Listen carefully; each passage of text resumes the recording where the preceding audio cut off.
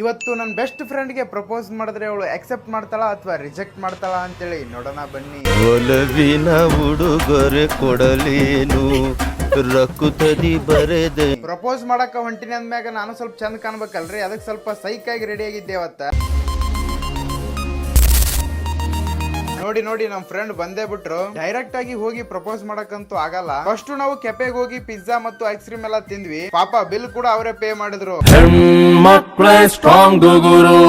ಆಮೇಲೆ ನಾವು ಪಾರ್ಕಿಗೆ ಹೋಗಿ ಪ್ರಪೋಸ್ ಮಾಡೋಣ ಅಂತಂದ್ರೆ ನಮ್ ಫ್ರೆಂಡ್ಸ್ ಬೊಕ್ಕೆ ತುಂಬಾ ಅಂದ್ರೆ ಇದು ಗುಲಾಬಿ ಹೂನ ಜಾತ್ರೆ ಮಾಡ್ಕೊಂಡ್ ಬಂದವನೇ. ನಾನು ಬಡವ ನೊಂದಿದ್ದೇನೆ ಅಣ್ಣ ಫಸ್ಟ್ ಟೈಮ್ ಅಣ್ಣ, ಕೈ ಕಾಲೆಲ್ಲ ಒಂಥರ ನಡಗ್ತಾ ಇತ್ತು. ಈ ಗ್ಯಾಪ್ ಅಲ್ಲಿ ನಮ್ ಬಾಸ್ದು ಒಂದು ಡೈಲಾಗ್ ಕೂಡ ನಂಗೆ ನೆನಪು ಬಂತು. ಎಲ್ಲೋ ಒಂದ್ 15 ವರ್ಷದಿಂದ ಹೇಳಿರೋ ಮಾತು, ಲಾಂಗ್ ಇಟ್ಕೊಂಡು ಒಂದ್ ಅಚ್ಚನ್ನ ಈಸಿಯಾಗಿ ಎತ್ಬಿಡ್ಬೋದು, ಆದ್ರೆ ಒಂದು ಹೂವ ಇಟ್ಕೊಂಡು ಒಂದ್ ಹುಡುಗಿ ಪ್ರಪೋಸ್ ಮಾಡೋದಿದ್ಯಲ್ಲ, ಆಗ ಎಲ್ಲೆಲ್ಲಿಂದನೂ ನಡ್ಕ ಶುರು ಆಗ.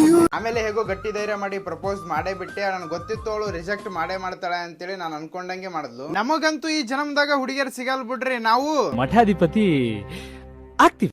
ಪ್ರೇಮವು ಬೇಡ ಪ್ರೇಯಸಿ ಬೇಡ ನೆನಪೆ ಸಾಕೆ. ವಿಡಿಯೋ ಇಷ್ಟ ಆದ್ರೆ ಫಾಲೋ ಅಂಡ್ ಸಬ್ಸ್ಕ್ರೈಬ್ ಮಾಡ್ಕೊಳ್ಳಿ.